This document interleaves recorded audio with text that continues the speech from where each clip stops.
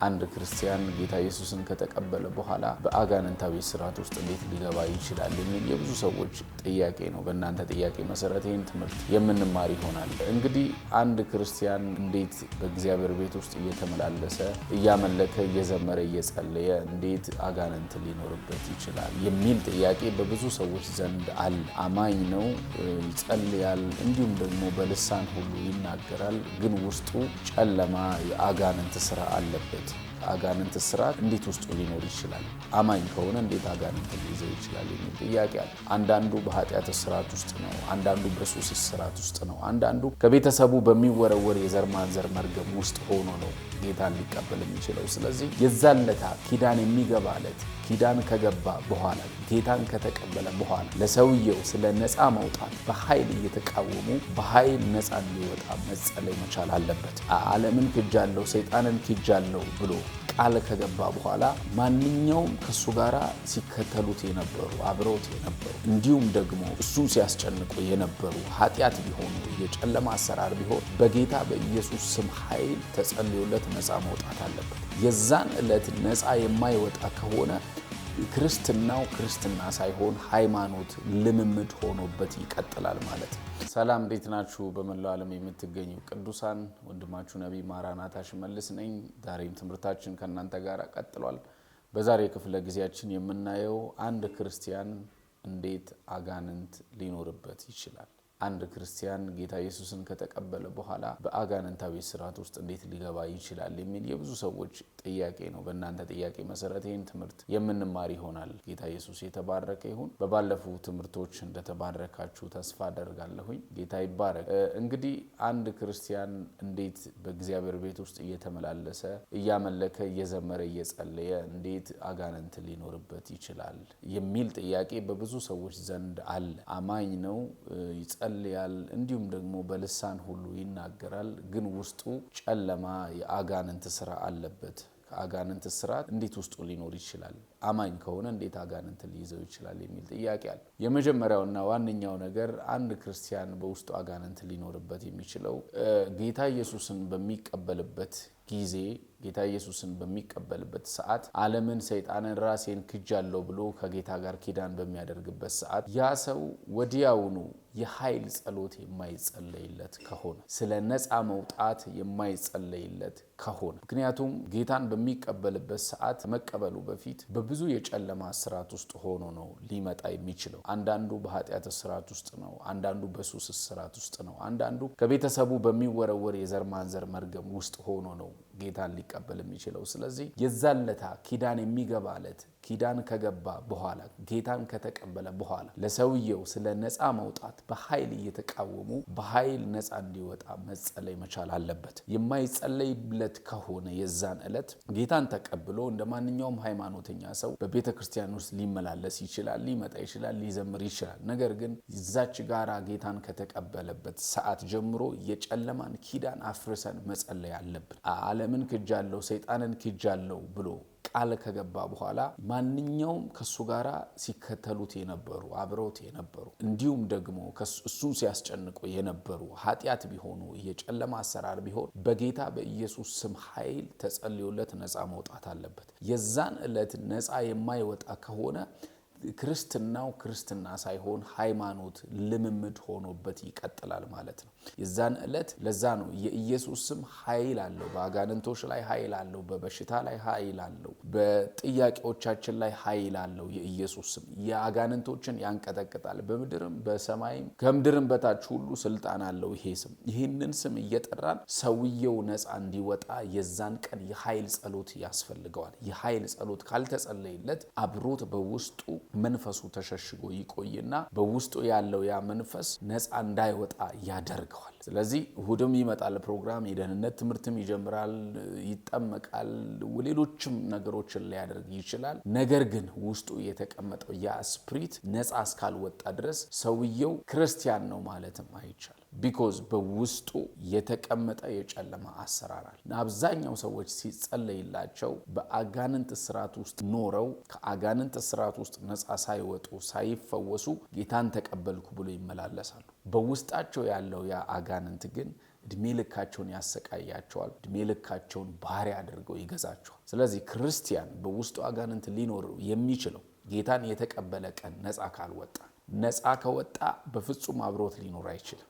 ጌታን የተቀበለ ቀን ግን የኃይል ጸሎት ካልተጸለየለት፣ የኃይል አገልግሎት ካላገለገለው፣ ስፔሻሊ የነፃ መውጣት የዴሊቨራንስ አገልግሎት የሚያገለግሉ ሰዎች ካልጸለዩለት በስተቀር በፍጹም ነፃ ሊወጣ አይችልም። ሃይማኖት ይሆንበታል። ጌታን ሊወድ ይችላል። ቤተክርስቲያን ማምለክ መጸለይ ሊወድ ይችላል። ነገር ግን ነፃ ሊወጣ አይችልም። ስለዚህ አንድ ክርስቲያን ጌታን የተቀበለ ቀን የኃይል ጸሎት ተጸልዮለት ነፃ እስካልወጣ ድረስ በሚቀጥለው የህይወት ዘመኑ በውስጡ ያ ሰይጣን ተሰውሮ ሊቀመጥ ይችላል። ደግሞም ታውቃላችሁ ሰይጣን ጥበብ ስላለው ሰዎች ውስጥ ሲቀመጥ በጥበብ ነው የሚቀመጠው።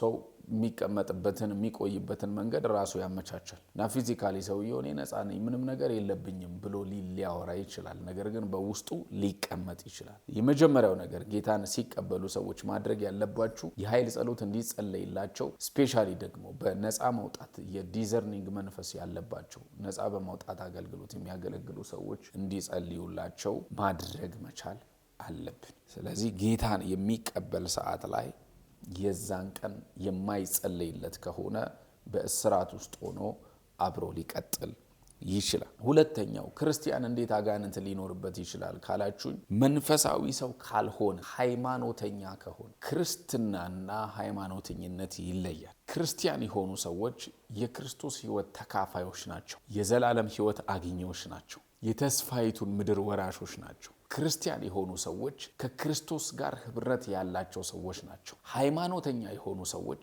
ከክርስቶስ ጋር ህብረት ያላቸው ሰዎች አይደሉም። የዘላለም ሕይወት ተካፋይም አይደሉም። ተስፋ የሚያደርጉት የሚወርሱትም ርስት የላቸው። በልምድ ነው ቤተክርስቲያን የሚመላለሱት፣ በልምድ ነው ቸርች የሚሄዱት፣ በልምድ ነው ዝም ብለው ለመደበሪያም እያደረጉ ሃይማኖት እንዳላቸውም ለማሳወቅ ነው የሚሄዱት እንጂ ትክክለኛ የክርስትናን ሕይወት በህይወታቸው ላይ ይዘው አይሄዱ። ስለዚህ አንድ ሰው ክርስቲያን ሆኖ አጋንንት ውስጡ ካለበት ሰውየው ሲሪየስሊ ክርስቲያን አይደለም፣ ሃይማኖተኛ ነው ማለት ነው። ወይ ከቤተሰቡ የወረሰው ነው፣ ወይ ከጓደኞች የወረሰው ነው፣ ወይ ደግሞ ዝም ብሎ የሚሄድበት ነው፣ ወይንም ደግሞ ለማምለክ ነው የሚሄደው። ጓደኞቹ ስለሚሄዱ ይሄዳል፣ ሲዘምሩ ይዘምራል፣ ቃል ሲሰሙ ይሰማል፣ አሜን ይላል፣ ከዛ ይመለሳል። ህይወቱ ላይ ዘመኑ ላይ ላይፉ ላይ ግን የክርስትና ህይወት የሚታይበት ሰው አይደለም። ስለዚህ እንደዚህ አይነት ሰው ውስጥ ሰይጣን ገብቶ ሊቀመጥበት ይችላል። ቸርች እየተመላለሰ ክርስቲያን ነኝ ብሎ ነገር ግን በውስጡ ሃይማኖትን ያለው እንጂ ትክክለኛ ክርስትና የለም። በነገራችን ላይ ቤተ ክርስቲያን መሄድ፣ የእግዚአብሔር ቤት ማምለክ ክርስቲያን ለመሆናችን የክርስቶስ ባሪያ ተካፋይ ለመሆናችን ዋስትና ብቻ አይሆነንም። ምን ማለቴ ነው? ሰዎች ቤተ ክርስቲያንን በሃይማኖተኝነት ስም ሊሄዱበት ይችላሉ።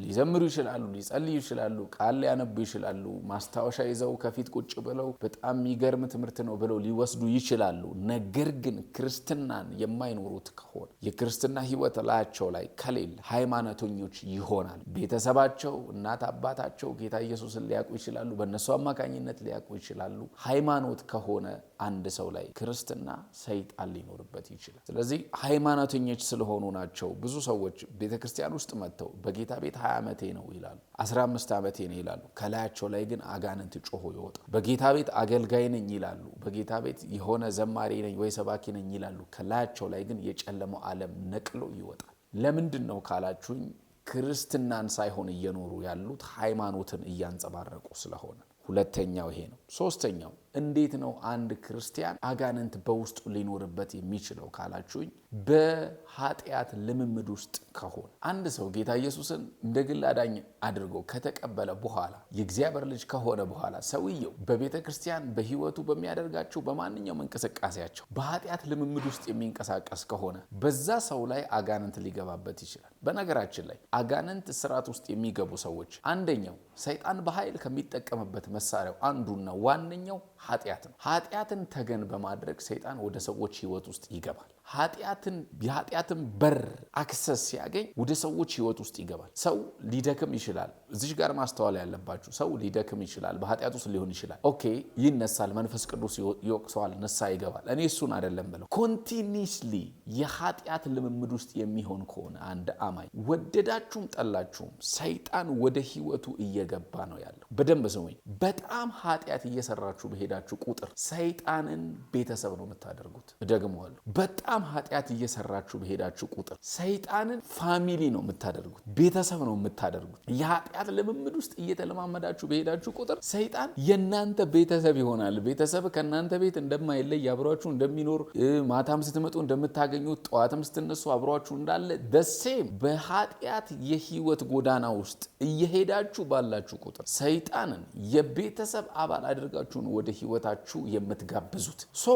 እናንተ በልምድ ክርስቲያን ነኝ ጌታ ይባረክ ምናምን ትላላችሁ እንጂ አጅሬ ቤታችሁ ነው ያለው፣ ውስጣችሁ ነው የተቀመጠው። ክርስቲያን ሆናችሁ በኃጢአት ልምምድ ውስጥ የምትንቀሳቀሱ ከሆነ አጋንንት ይገባባችሁ። ማስተዋል ያለባችሁ መጠንቀቅ ያለባችሁ ነገር ይሄ ነው። አንዴ ልትደክሙ ትችላላችሁ፣ ሁለቴ ልትደክሙ ትችላላችሁ፣ ሶስቴ ልትደክሙ ትችላላችሁ፣ ንስሐ ገብታችሁ ልትመለሱ ትችላላችሁ። ማይሳሳት ሰው፣ ማይሳሳት ሃይማኖተኛ፣ ማይሳሳት ሰው የለም፣ ማይሳሳት ክርስቲያን የለም። ነገር ግን ልምምድ ውስጥ ባደረጋችሁ ጊዜ አስታውሳለሁ አንድ ሰው ከአንዲት ሴት ጋር አብሬ ተኛዋል እና ከአንዲት ሴት ጋር ካውንስሊንግ ላይ ሲነግረኝ ከአንዲት ሴት ጋር አብሬ ተኛዋል። ከዛች ሴት ጋር ከተኛው ጀምሮ አለ እላዬ ላይ የዝሙት መንፈስ ገባብኝ። ከዛ በፊት በጣም ጤነኛ ሰው ነኝ። ነገር ግን ያችን ልጅ አግኝቼ አብሬ ከተኛው በኋላ ብዙ ሴቶች ባየሁኝ ቁጥር አብሬያቸው መተኛ ትፈልጋለሁ፣ ደግሞም አደርገዋለሁ። ሴት ባየው ቁጥር ተኛ ይለኛል አለ። አችን ይዛት ውጣ ይለኛል አለ። ዘሙት ይለኛል አለ።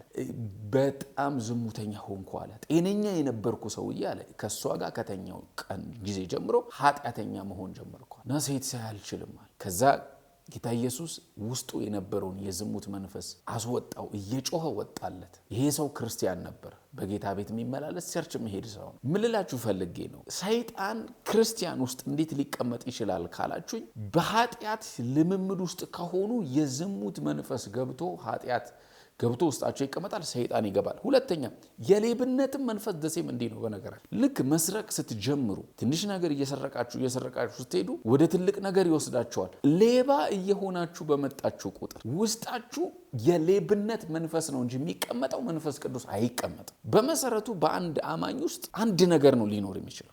አንደኛው የኢየሱስ ነው። ሁለተኛው ደግሞ እርኩስ መንፈስ ሰይጣን። ሁለቱ አብሮ ሊቀመጡ አይችሉም። ሰይጣን ካለባችሁ ኢየሱስ የለም ማለት፣ ኢየሱስ ካለ ደግሞ ሰይጣን የለም ማለት። ስለዚህ ልክ በኃጢአት ህይወት ጎዳና ውስጥ በሌብነት ልምምድ ውስጥ ስትቀመጡ ከሀገር አቀፍ ሌብነት ወደ ዓለም አቀፍ ይወስዳችኋል ሰይጣን። ከዛስ ውስጣችሁ የሚቀመጠው ያ የሰይጣን መንፈስ ነው። አጋንንት ይገባባችኋል። ቸርች አትሄዱም? ቸርች ትሄዳላችሁ። ቤተክርስቲያን ትሄዳ። በነገራችን ላይ ቤተክርስቲያን ሌባም ይሄድባታል፣ ጻድቃንም ይሄዱባታል፣ እግዚአብሔርን የሚፈሩም ይሄዱባታል፣ ነብሰ ገዳዮችም ይሄዱባታል። ቤተክርስቲያን ውስጥ ሁሉም ሰው ሄዶ ይካፈላል፣ ሁሉም ይዘምራል። በነገራችን ላይ ማስተዋል ያለብን ቤተክርስቲያን የጻድቃን ብቻ ጉባኤ ነን ብለን አይደለም። በቅርብ ጊዜ አስታውሳለሁ ቤተክርስቲያን ውስጥ አንድ ሌባ ገብቶ እየተመለከ እየተዘመረ እጁን ቦርሳ ውስጥ ከቶ ስልኩ ሊያወጣ ሲል እጅ ከፍንጅ ያዘችው። ሌባ ብላ ጮኸች ሴትየው። አያችሁ፣ ቤተክርስቲያን የሌቦችም የወንበዴዎችም የጻድቃንም እግዚአብሔርንም የሚፈሩ ሰዎች የሚሰበሰቡበት ጎራ ነው። መንፈስ ቅዱስ ሲነካቸው ጌታን ሊቀበሉ ይችላሉ፣ ነፃ ሊወጡ ይችላሉ፣ የዘላለም ሕይወት ሊያገኙ ይችላሉ፣ ጌታን አግኝተው ሊመለሱም ይችላል። ስለዚህ በኃጢአት ልምምድ ውስጥ በሌብነት፣ በስርቆት፣ በውሸትም እንደዛ ነው። በጣም ውሸታም እየሆንን ከመጣ በነገራችን ላይ መዋሸት ኃጢአት የማይመስላቸው ሰዎች አሉ። ስፔሻሊ ክርስቲያን ሆኖ ብዙ ሰዎች ይዋሻሉ። አገልጋይ ሆኖ በጣም ይዋሻሉ። በጣም ብዙ ሰው ውሸታም ሆኗል በዚህ ዘመን። የሌለውን ነገር አለኝ ይላል፣ ያላደረገውን ነገር አደረግኩ ይላል፣ የማያውቀውን ሰው አወቅኩ ይላል፣ ያልሰራውን ስራ ሰራው ይላል፣ ያላገኘውን ገንዘብ አገኘው ይላል። በጣም ውሸታም ሆኗል። በነገራችን ላይ ውሸት ከኃጢአት መስፈርት ውስጥ አንደኛው። ውሸት እውነት ሆኖ አያውቅም። ውሸት ጻድቅ ሆኖ አያውቅም። እውነተኛ ሆኖ አያውቅም። ሰው ትንሽዬ ውሸት እየዋሻችሁ የሄዳችሁ ቁጥር ሰይጣን ለዛ ነው እኮ ውሸታም ይላል። ከዛስ የውሸታም አባት ሰይጣን፣ የውሸታም አባት። ይሄ እየዋሻችሁ በመጣችሁ ቁጥር የውሸታም አባት የሆነው ሰይጣን ውስጣችሁ ይገባል። ስለዚህ ክርስቲያን ሆናችሁ በውስጣችሁ የኃጢአት ልምምድ ውስጥ ካላችሁ አጋንንት ይገባባችኋል። ጮሆ ይወጣል። ከዛ እንዴ ስትዘምር አቃቴ የለ እንዴ ሲጸልይ ያውቀው የለ እንዴ? ቸርች ይመጣል እንዴት አማኝ ሆኖ አጋንንት ውስጡ ገባበት ካላችሁ ሰውየው በኃጢአት ልምምድ ውስጥ ነው ያለው። ለምሳሌ አንድ ሰው ዴይ ቱ ዴይ ክለብ እየገባ እየጨፈረ ቸርችም እየመጣ እየዘለለ እየዘመረ ኃጢአትም እየሰራ ቸርችም መጥቶ እንደ ጻድቅ የሚሆን ከሆነ ሰውየው ጤነኛ ነው ብላችሁ ታስባላችሁ? በፍጹም አይደለም። በውስጡ የኃጢአት ልምምድ ውስጥ ስላለ አጋንንት ይገባበት። መጠንቀቅ ያለባችሁ በጣም ማስተዋል ያለባችሁ ክርስቲያን ስትሆኑ ራሳችሁን ከኃጢአት ልምምድ ውስጥ ነፃ በማውጣት ነው። የኃጢአት ልምምድ ውስጥ ካላችሁ ቅድም እንዳልኳችሁ ሰይጣንን ቤተሰብ ታደርጉታላችሁ፣ ይገባል። አንዱ መግቢያ መንገዱ ኃጢአት ነው። እግዚአብሔርን ደስ የማያሰኝ ነገር ይከትባችሁና ወደ ውስጣችሁ እንድትገቡ ያደርጋል። እንደዚህ ልጸልይላችሁ፣ ክርስቲያን ሆናችሁ ከኃጢአት ልምምድ ውስጥ መላቀቅ ያቃታችሁ፣ ጌታ ኢየሱስን እያወቃችሁ ከኃጢአት ልምምድ ውስጥ ነፃ መውጣት ያቃታችሁ በኢየሱስም ልጸልይላችሁ፣ ከማንኛውም ኃጢአት ውስጥ ነፃ መውጣት ይሆንላችሁ። በውስጣችሁ የተቀመጠ አጋንንት እያመለካችሁ እየጸለያችሁ ቸርች እየሄዳችሁ እያገለገላችሁ ግን በውስጣችሁ የተቀመጠ ማንኛውም አጋንንት አሁን ይህን ቪዲዮ እያያችሁ በጌታ በኢየሱስም ለአንዴና ለመጨረሻ ጊዜ ለቋችሁ ይሂድ። ሱሰኛ ያደረጋችሁ ሱስ ውስጥ ያላችሁ ተለያየ ሱስ ውስጥ ሆናችሁ እየተጨነቃችሁ ያላችሁ ነገር ግን የምታገለግሉ ቸርች የምትሄዱ የምትዘምሩ የምትሰብኩ እግዚአብሔርን የምትወዱ ነገር ግን ውስጣችሁ የኃጢአት ልምምድ ያለ ሴሰኛ ያደረጋችሁ መጠጥ እንድትጠጡ ሲጋራ እንድታጨሱ እንድትዘሙቱ አሽሺሻ ውስጥ እንድትገቡ ያደረጋችሁ ጫት እንድትቅሙ ያደረጋችሁ የኃጢአት ልምምድ ሱስ ውስጥ የከተታችሁ ማንኛውም የአጋንንት ጉልበት በአደባባይም በድብቅም የኃጢአት ልምምድ ውስጥ የከተታችሁ በጓዳ ሆናችሁ እንድታደርጉ የሚያደርጋችሁ ግን ደስተኛ ያልሆናችሁ ኢየሱስንም የምትወዱ በኢየሱስ ስም አሁን ስክሪኑ ጫኑ እጃችሁን እዚህ ስክሪን ላይ ልጸልይላችሁ። በኢየሱስ ክርስቶስ ስም ማንኛውም አጋንንታዊ ስርዓት ከላያችሁ ላይ ይነቀል። ማንኛውም የጨለማ ኃይል ከህይወታችሁ ላይ ይውደቅ። ማንኛውም የክፉ ምክር በኢየሱስ ስም ከዘመናችሁ ላይ ይመታ። ማንኛውም የጠላት አሰራር በኢየሱስ ስም የወደቀ ይሁን። ኢየሱስ ለዘላለም ያድናል። ሌላኛው አራተኛው መንፈሳዊ መርህን የማንከተል ከሆነ ክርስቲያን ሆናችሁ ስፒሪቹዋል መርሆችን ማለት መንፈሳዊ መርህ ፕሪንሲፕል አለ። በነገራችን ላይ እግዚአብሔር የፕሪንሲፕል አምላክ የመርህ አምላክ፣ ሰይጣንም የፕሪንሲፕል የመርህ ኃይል አለው። ክርስቲያን ሆናችሁ በመንፈሳዊ ነገራችሁ ደካማም ብርቱም ልትሆኑ ትችላላችሁ። ነገር ግን በመርህ የምትንቀሳቀሱ ሰዎች መሆን አለባችሁ። ለምሳሌ አንድን የጠላት አሰራርን በህይወታችሁ ላይ በዘመናችሁ ላይ በምታዩበት ሰዓት ላይ አጉል ክርስቲያን ነኝ ብሎ አለመመጻደቅ። ብዙ ሰዎች እኔ ጌታ ነኝ አይደርስብኝም አይነካኝም ይላሉ። ላይፋቸው ግን ከጌታ ጋር አይደለም። ኧረ እኔ ላይ አይሰራም። እቺን ጥቅስ ይጠቅሷታል። ሟርት በእስራኤል ቤት ላይ በያዕቆብ ቤት ላይ ድግምት አይሰራም የሚለውን ጥቅስ ይጠቅሳሉ። ጥቅሷንና አባባሉን ያውቁታል። ኧረ እኔ ጋር ምን ያደርጋል፣ ኧረ እኔ ጋር በፍጹም ምናምን ይላሉ። ላይፋቸው ህይወታቸው ግን የክርስቲያን አይደለም፣ የድሩዬ ነው ህይወታቸው። ኢየሱስን የሚወድ ማንነት ይኖራቸዋል እንጂ ትክክለኛ ህይወት ውስጥ አይደሉም። ስለዚህ አጉል በክርስትና ዓለም ውስጥ ክርስቲያን ከሆናችሁ አጉል መመጻደቅና አጉል እናንተ በጣም ዩኒክ እንደሆናችሁ የጠላት አሰራር እንደማይሰራባችሁ ለዛውም ደግሞ ላይፋችሁን አስተካክላችሁ ስትሮንግ ሆናችሁ ማለት አለማድረግ አለመዳፈር። ለምሳሌ የጨለማ ኃይል የአጋንንት ኃይል የድግምት ኃይል እንደተደገመበት አንድ ነገር ላይ ካወቃችሁ አንድ ሰው በሰይጣኑ ዓለም የሚንቀሳቀስ እንደሆነ ከገባችሁ እግዚአብሔርም ይሁን ሰው ከዛ ሰው ጋር ህብረት አቁሙ ካላችሁ አይ እኔ ላይ አይሰራም ብለን በቸልተኝነትና አጉል በአጉል ቀረርቶነት መመላለስ የለብንም። ለምሳሌ አንዲት ልጅ ክርስቲያን ነች፣ ጌታን ትወዳለች፣ ታውቃለች። ጓደኛዋ የ666 አምላኪ ጠንቋይ እንደሆነች ኢሉሚናቲ አምላኪ እንደሆነች አወቀች። በሰይጣን ዓለም እንደምትሄድ አወቀች። ከዛስ እግዚአብሔር መጣና እቺ ልጅ ትቅርብሽ እንደዚህ አይነት መንገድ ትሄዳለች ብሎ ነገራት። አወቀች። ያንን አንድ ነው ለሌት ስጦታ ተሰጣታለች። ጌታ ካወራት በኋላ አንድ ቀን የፀጉር ዊግ ላይ አስደግማ የሚያምር የፀጉር ዊግ ገዝታ ስጦታ ብላ ሰጠቻት። ልጅቷ ዊጉን አደረገችው። ያደረገችውለት ማታ ጭንቅላቷ ቆሰለ፣ ራሷ ቆሰለ። ከዛ አውልቃ ጣለችው። ራሷን ግን ታመመች። ከዛ ጌታ ተጸለየላት፣ ፈወሳት፣ ነፃ ወጣ። ለምሳሌ አሁን ዊጉን በመሰጠበት ሰዓት ላይ በቃ ብትጥለውስ ብታቃጥለውስ? ስፒሪቹዋል ፕሪንሲፕል ነው አይደለ? ሰውየው እዛ ሰው ላይ የሆነ ነገር አድርጎታል። የሆነ ነገር አድርጎ ከፈለገች በራሷ ሌላ ዊግ ትገዛለች። የሆነ ነገር ሰርቶበታል አይደለ? ተደግሞበት እንደመጣ የምናውቀው ልብስ፣ ተደግሞበት እንደመጣ የምናውቀው ሽቶ፣ ተደግሞበት የጨለማ ኃይል ኑሮበት እንደመጣ የምናውቀው ነገር ላይ ስፒሪቹዋሊ ስትሮንግ አይነት ሰዎች ካልሆነን፣ ጠንካራ ካልሆነን፣ በመንፈሳዊ ነገር ጠንካራ ከሆነን ኦኬ እናፈርሰዋለን፣ እንጸልያለን፣ እናፈርሰዋለን። ጠንካራ ካልሆነን የጠላት አሰራር እንደተደረገበት ካወቀን በፍጹም ያንን ጉዳይ ወደ ላይፋችን ባናስገባ፣ ወደ ህይወታችን ባናካትተው፣ ጓደኛ ባናረገው፣ ባንጠቀምበት። በነገራችን ላይ በሰይጣን አሰራር የሚሰሩ ሰዎች እንኳን ፕሪንሲፕል አላቸው። ለምሳሌ መንፈሱ አድርጉ የሚላቸው ነው የሚያደርጉ። ጥቁር ዶሮ ረዱ ካላቸው ይርዳሉ። ይህንን ሰውልኝ ካላቸው ይሰዋሉ። ስጦታ አምጡ ካላቸው ስጦታቸውን፣ ገንዘባቸውን ይዘው ይሄዳሉ። ያደርጋሉ። በዚህ ቀን ስሩ፣ በዚህ ቀን አትስሩ፣ እንደዚህ አይነት ሰው አታስገቡ። ኢቭን ክርስቲያን እንኳን ነው የሆኑ ሰዎች ወደ ላይፋቸው እንዳይጠገው፣ ወደ ህይወታቸው እንዳይመጡ ከባድ ጥንቃቄ ያደርጋሉ። በፍጹም አልቀበልም፣ ኧረ እኔ ከእንደዚህ አይነት ሰው ጋር አልሰራም ነው የሚሉት። ቢኮዝ ያውቁታል መንፈሱ ያ ፕሪንሲፕል እንደሚከሽፍ፣ ካላደረጉ እንደሚከሽፍ፣ እንደማይሰራ፣ እንደማይሳካ በደንብ ይገባቸው። ስለዚህ ክርስቲያንም ሆናችሁ በህይወታችሁ ላይ የሚመጣባችሁን በጨለማ የተሰራ ነገር ከህይወታችሁ ላይ ቆርጣችሁ ተቃውማችሁ እኔ አይደርስብኝም፣ እኔን አይነካኝም በፍጹም እያለን መንፈሳዊ ሰው ሆነን ሲሪየስ ሆነን እንኳን ስፒሪቹዋሊ በደንብ ብንጎርር ችግር የለም። ነገር ግን ማይሆን ህይወት ውስጥ እያለን ኢቭን ቸርች እንኳን የመሄድ አቅም የሌለን ሰዎች፣ የማምለክ አቅም የመጸለይ ጉልበት እንኳን የሌለን ሰዎች በአጉል ቀረርቶ ወደ ህይወታችን ላይ የሚመጡ ነገሮችን ማስቀረት መቻል አለብን። ኢየሱስ ጌታ ነው። ስለዚህ አሁን የጠቀስኩላችሁ አሁን ያየናችሁ የተማርናችሁ በጠቅላላ አንድ ክርስቲያን ሆኖ በውስጡ አጋንንት ሊገባበት ይችላል። ሃይማኖታዊ የሆነ ስርዓት ያካሂዳል እንጂ ውስጡ ጨለማ ነው ያለ። ሰይጣን ደግሞ ካለ ኢየሱስ አይኖርም፣ ኢየሱስ ካለ ሰይጣን አይኖርም። ስለዚህ ሲሪየስሊ መጸለይ፣ ነፃ መውጣት ነው ያለባችሁ። ልጸልይላችሁ ይህንን ቪዲዮ የምትመለከቱ